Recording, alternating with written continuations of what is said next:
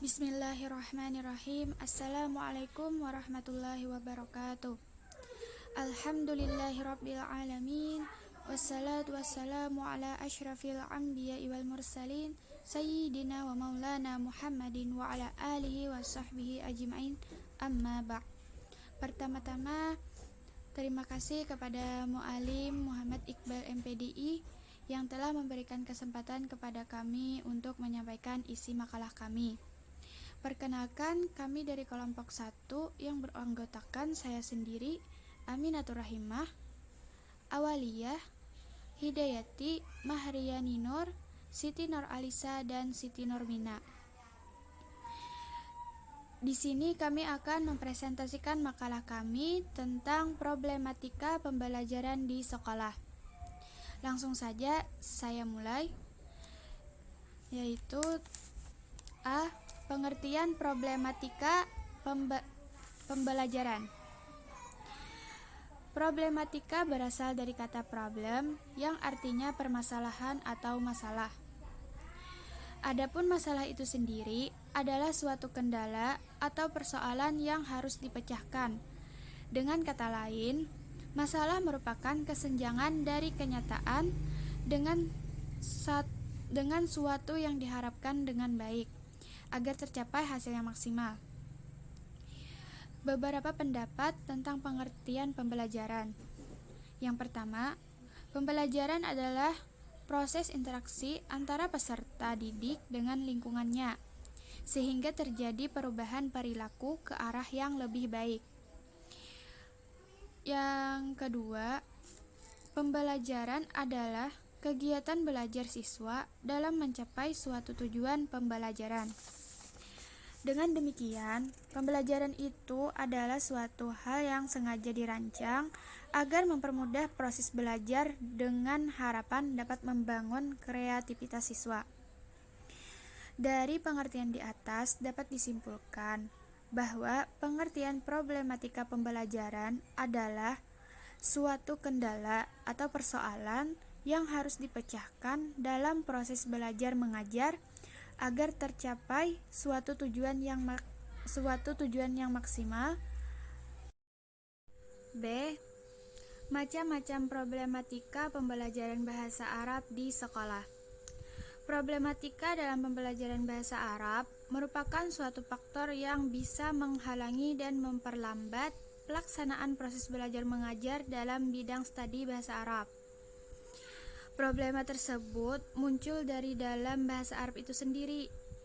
Problematika linguistik dan non-linguistik atau di kalangan pengajar atau guru dan peserta didik itu sendiri. Kemudian akan dilanjutkan oleh teman kita Awaliyah.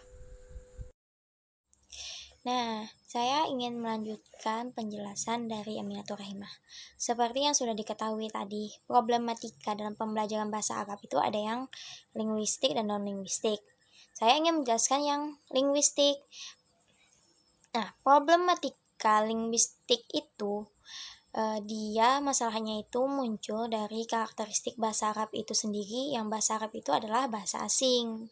Kita yang sendiri kecil nih terbiasa pakai bahasa Indonesia atau bahasa daerah, dan sedangkan bahasa Arab itu kan bahasa dari negara lain, jadinya tuh yang pastinya karakteristik bahasa Indonesia dan bahasa Arab itu pasti jauh berbeda. Sudah terlihat jelas, bahkan dari hurufnya beda, cara penyebutannya, aturan-aturannya sudah sangat jauh berbeda.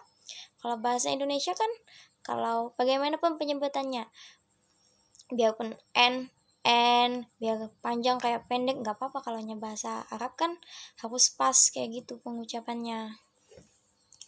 Ada juga problematikanya itu dari pengajar, kayak kurangnya profesionalismenya, terus kayak keterbatasan komponen-komponen pembelajaran gitu, jadinya tuh kayak kurang tercapai tujuannya. Kayak kurangnya profesionalisme guru itu juga kayak yang penting, mungkin ada sebagian guru yang masuk, yang penting aku sudah ngajar, masuk gitu, nggak mementingkan metode yang pas untuk murid-muridnya. Atau juga mungkin ada murid yang, jadi guru itu harus pandai-pandai memahami karakteristik murid-muridnya yang berbeda supaya bisa menentukan metode yang tepat gitu ya. Jadi mungkin harus peduli, dan pemilihan metodenya juga harus tepat, evaluasi sumber pembelajaran supaya tercapainya tujuan dalam pembelajaran bahasa Arab. Ada juga yang problematika yang muncul dari siswa dalam belajar bahasa Arab itu kayak pengalaman dasar latar belakang sekolah. Maksudnya itu kayak gini, misalnya dia itu, kan kita nih perkuliahan tuh pasti banyak kayak, bahkan mungkin di luarnya ada yang lulusan dari SD, SMP, atau SMA, atau SMK, ya tiba-tiba langsung banting setir ke jurusan PBA. Pasti ada gitu yang mengalami, dan dia pasti akan mengalami kesulitan-kesulitan. Atau penguasaan mufradat, kayak dia itu mungkin lemah dalam hafalan. Nah, itu bisa faktor penting kayak dia susah untuk mengingat mufradat. Atau faktor lingkungan, kayak faktor keluarganya itu kayak keluarganya lulusannya dari sekolah umum semua, jadi nggak ada yang mengarahkan dia gitu untuk pembelajaran bahasa Arab.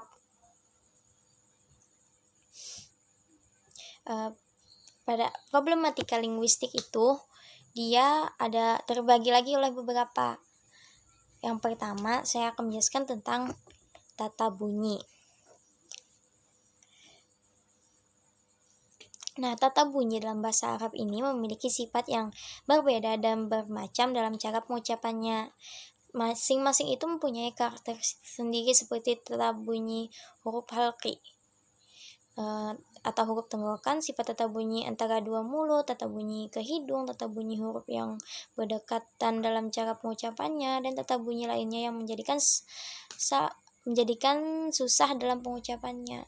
Yang sangat beda kan kalau bahasa, seperti saya dijelaskan tadi, kalau bahasa Indonesia dia kayak gimana pun a ucapannya tuh tetap itu a. Kalau bahasa Arab tuh kan kayak huruf khalqi, tenggorokan. Dia sekarang terus tenggorokan terbagi lagi, ada yang bagian atas, tengah, dan bawah. Nah, jadi nggak bisa sembarangan dalam penyebutannya. Bahkan ada yang peletakan bunyinya itu yang hampir berdekatan. Kalau salah sedikit aja salah bunyi gitu. Salah satu problematika tata bunyi itu ada juga yang ada beberapa fonem Indonesia tidak ada padanannya dalam bahasa Arab, seperti bunyi P, G, dan Eng. Seperti bunyi P diucapkan orang Arab dengan bunyi B. Kayak nggak semua huruf yang ada di bahasa Indonesia itu ada di bahasa Arab. Sangat berbeda seperti itu maksudnya.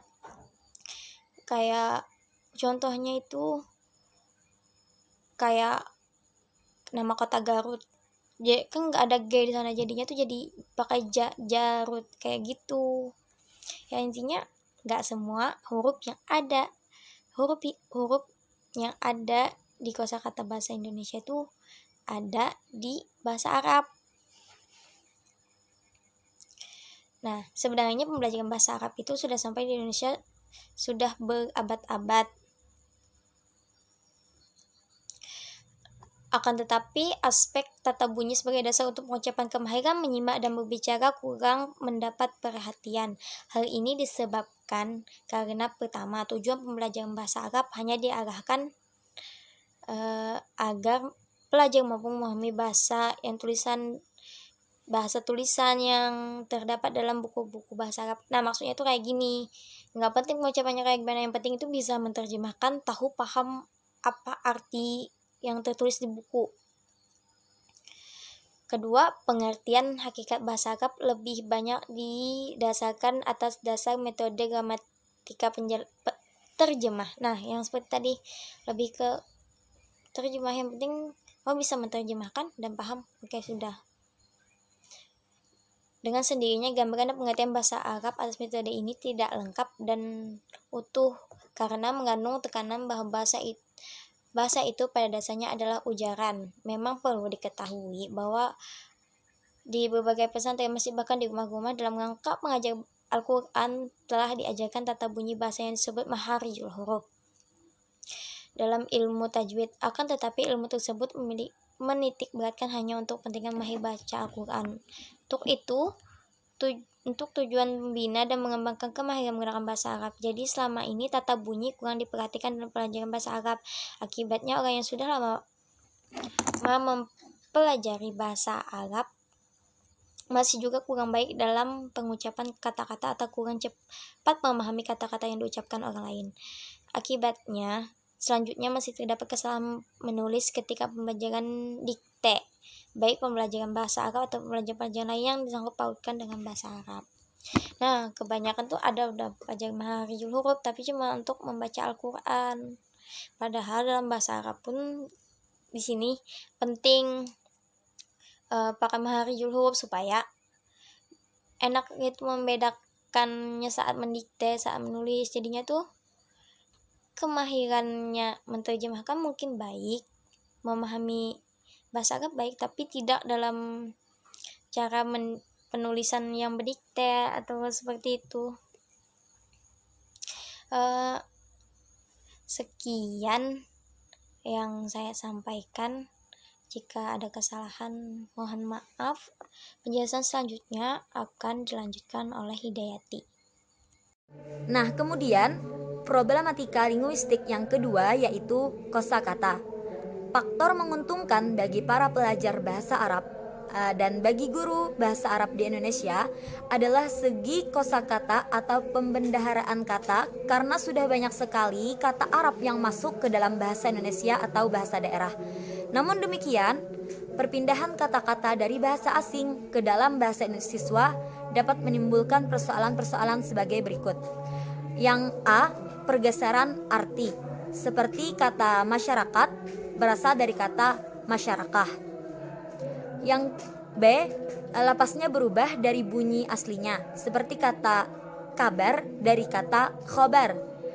Yang C, lapasnya tetap tetapi artinya berubah, seperti kata kalimah yang berarti susunan kata yang bisa memberikan pengertian, sedangkan arti bahasa Arab adalah kata-kata. Problematika linguistik yang ketiga yaitu tulisan. Problem dan tulisan ini disebabkan karena tulisan Arab berbeda sama sekali dengan bahasa tulisan Latin. Yang problematika linguistik yang keempat yaitu morfologi. Morfologi adalah studi tentang pola suatu kata yang terdiri dari beberapa perubahan bentuk kata. Menurut sistem yang ada pada morfologi tersebut, beberapa hal penting problematika morfologi ini diantaranya: A, banyaknya bab dan topik saraf, di mana setiap bab dan topik itu mempunyai kaidah-kaidah tertentu yang terkadang menyita waktu yang menyulitkan. Yang B, integrasi antara bab saraf dan nahwu, karena terdapat hubungan antara keduanya.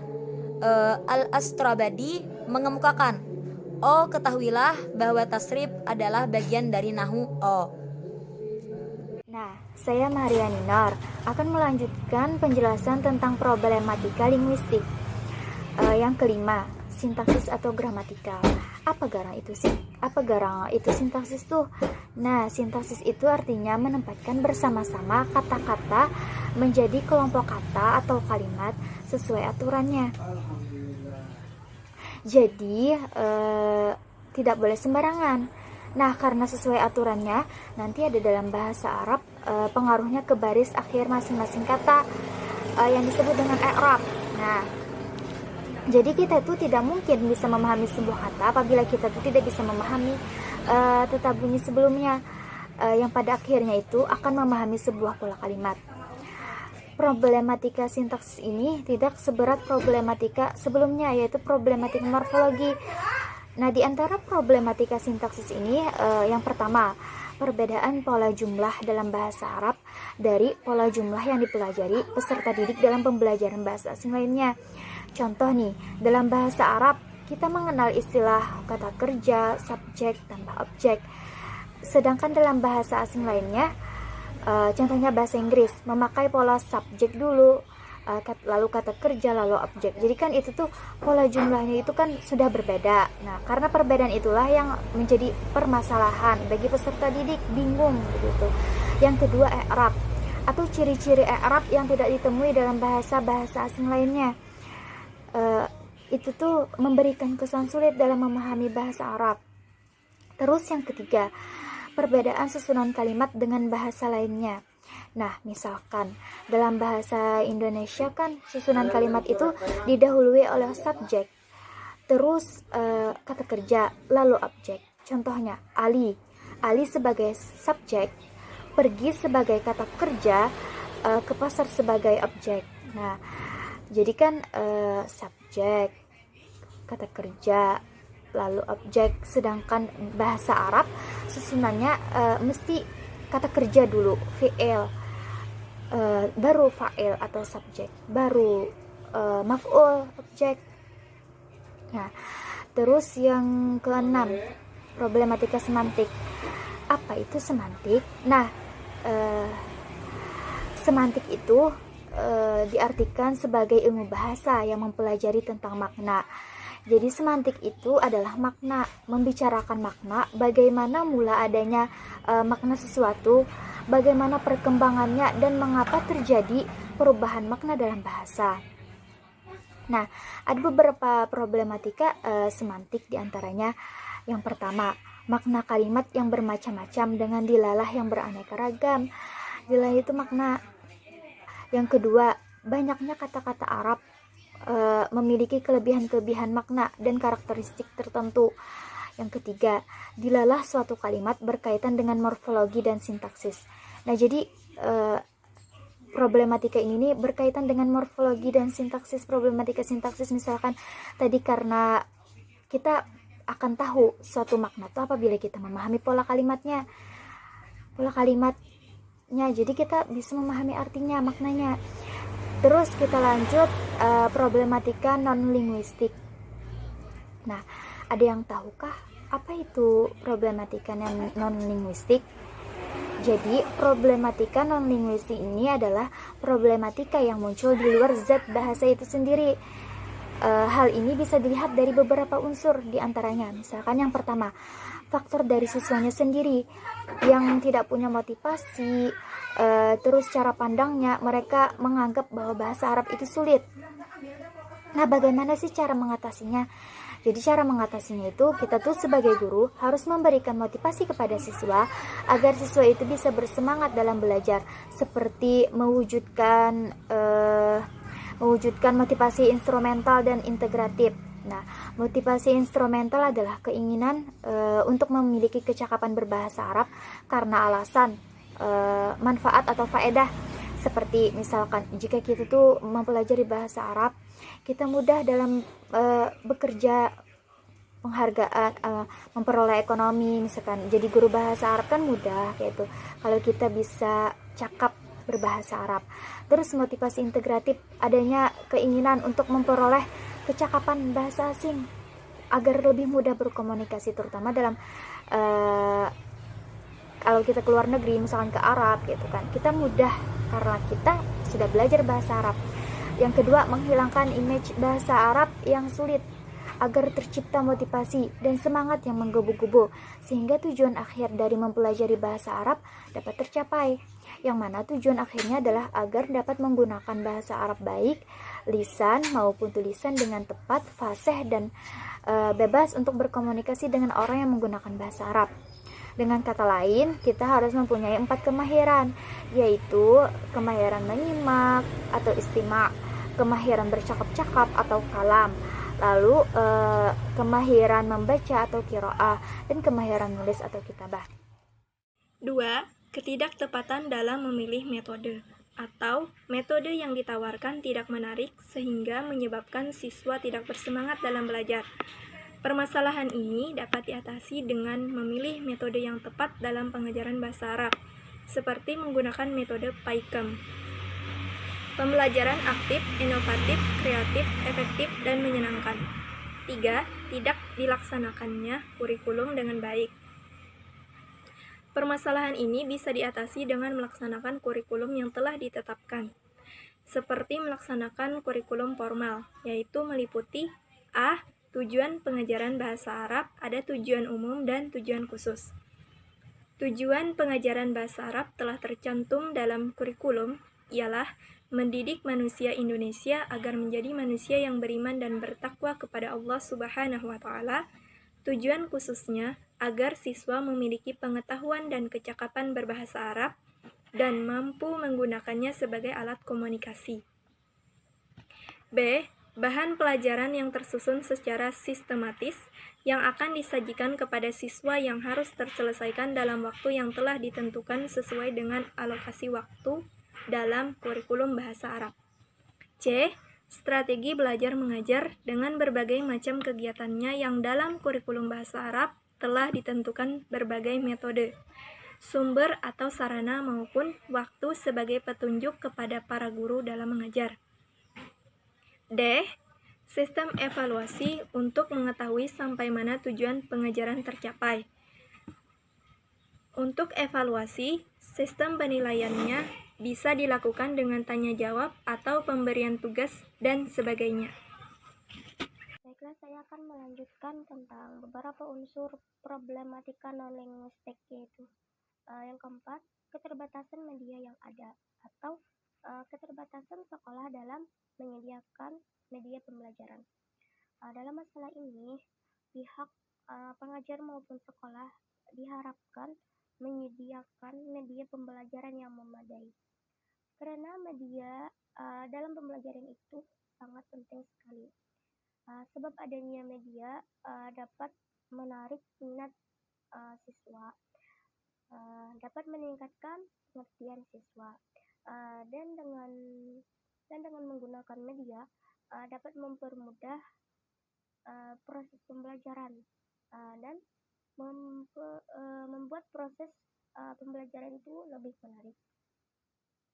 Selanjutnya yang kelima, guru atau pendidik yang kurang memiliki kompetensi atau kemampuan sebagai pengajar bahasa Arab. Peran guru amat menentukan dalam kesuksesan pembelajaran. Misalnya seperti guru itu perlu menekankan bahwa bahasa itu merupakan sarana berpikir, keterampilan berbahasa siswa menjadi tolak ukur kemampuan berpikir siswa. Di situ kreativitas siswa dalam berbahasa perlu diperhatikan oleh guru yang sesuai dengan kaidah bahasa Arab. Pembelajaran bahasa Arab dan pembelajaran bahasa Arab itu harus menyenangkan siswa. Karena itu minat atau keingintahuan siswa dan gairah siswa itu sangat diperlukan agar mendapatkan perhatian. Jadi pembelajaran bahasa Arab itu harus menyenangkan agar siswa itu mempunyai keingintahuan sehingga siswa itu bergairah. Perlu dengan adanya kita itu memberikan perhatian kepada siswa. Di situ guru tidak boleh kehabisan teknik pembelajaran bahasa Arab. Selanjutnya guru juga harus lebih dahulu memperhatikan apa yang diucapkan siswa sebelum memperhatikan bagaimana siswa itu mengucapkan. Apa yang diucapkan dulu itu lebih diperhatikan sebelum guru itu memperhatikan bagaimana siswa mengucapkannya. Baiklah, selanjutnya yaitu kesimpulan. Problematika pembelajaran adalah kendala atau persoalan dalam proses belajar mengajar yang harus dipecahkan agar tercapai tujuan yang maksimal. Secara garis besar, ada dua macam problematika pembelajaran bahasa Arab di sekolah, yaitu problematika linguistik dan non-linguistik. Di antara problematika linguistik adalah Data ini kosakata, tulisan, morfologi, semantik, dan gramatika. Sedangkan problematika non-linguistik diantaranya adalah faktor dari siswanya sendiri yang tidak punya motivasi yang kuat dan cara pandang mereka terhadap bahasa Arab yang dianggap sulit. Ketidaktepatan dalam memilih media atau media yang ditawarkan tidak menarik sehingga menyebabkan siswa tidak bersemangat di dalam belajar. Tidak terlaksananya kurikulum dengan baik. Keterbatasan media yang ada atau keterbatasan sekolah dalam menyediakan media pembelajaran dan guru atau pendidik yang kurang memiliki kompetensi atau kemampuan sebagai pengajar bahasa Arab. Sekian, ya mungkin itu saja presentasi dari kelompok kami. Salah-salahnya mohon maaf. Sekian dari kami. Wassalamualaikum warahmatullahi wabarakatuh.